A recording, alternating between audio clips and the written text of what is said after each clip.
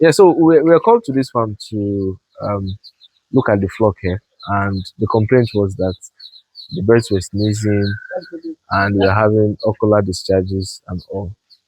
But initially, they were suspecting a respiratory tract infection. And when we did our PM, we noticed that we were having these fibrinous exudates on the liver, the heart, the air sacs, the lungs, and the whole of the intestine. And when you have this fibrinous exudates on the internal organs, only one thing is the culprit, and we'll call it Colibacillosis or E. coli. Now, E. coli is an enterobacteria that lodges in the intestine but can be transmitted or dispersed by humans, can be dispersed by wild birds, can be dispersed by flies, and can be dispersed by everything that comes in contact with it. Now, this E. coli, apart from the fact that it affects birds, it affects humans too. And one of the reasons why it's easily transmitted is because for some humans, for example, for us in the West, most people they go to toilet and they use only water to wash their bum. When they do this without using soap or disinfectant and they come to serve feed, they're able to transmit it from themselves to these birds.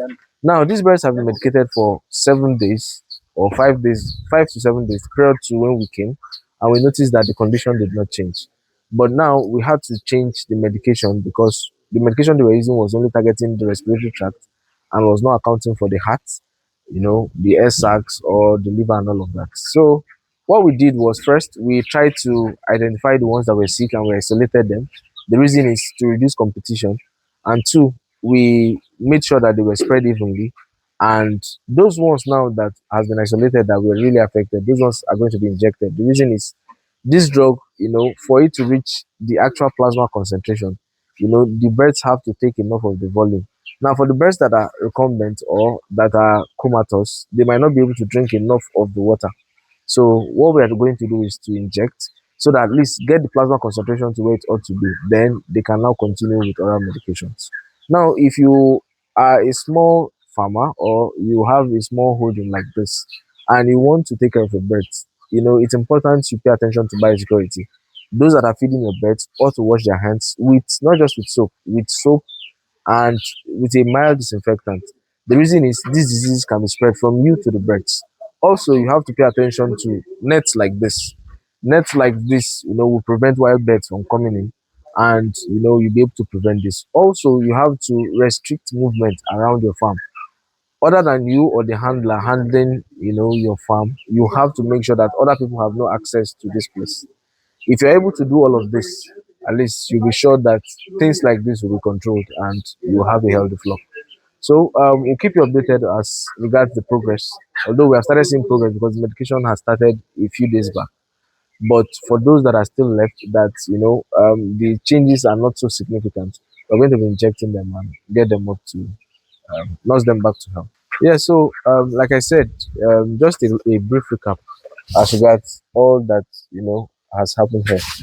Now, I told you that Colibacillosis, these are enteric bacteria. When I say enteric bacteria, they're bacteria that are found in the gut. By gut, I mean the intestine. And whatever you eat goes from the mouth to through the esophagus to the stomach. From the stomach, it goes through the intestine out. Now, I told you it is found in the gut. In the gut means in the intestine. From this intestine, when you defecate, your feces is loaded with these organisms. And depending on the strain that you have, if, for example, you are used to, cleaning up without using soap and using disinfectants, even after you have washed your bum and your hand seems as though there's nothing on it, when you carry that same hand to go and feed the birds, you might be the one that are exposing your birds to this disease. Now, as harmless and as good as this place is, you notice that we have a lot of trees. We have banana trees, we have pawpaw trees. These trees, when they harbor, very ripe fruits, they could be a source of attraction to wild birds. Wild birds are also carriers of this disease.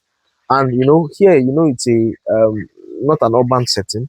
You will notice, there are free range birds around. Although these ones might have some resistance to it, but they are also carriers and they might be able to spread it from flock to flock. So I talked about also you have to pay attention to flies. That can be controlled by using nets to cover around your holding area for the birds.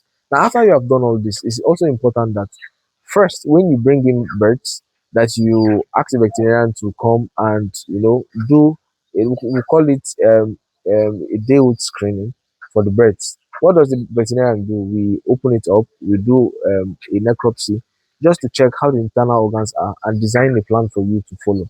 Now, when you have done this, it's important you pay keen attention to hygiene, because if you don't have a healthy hygiene practice, your birds can still come down with disease like this.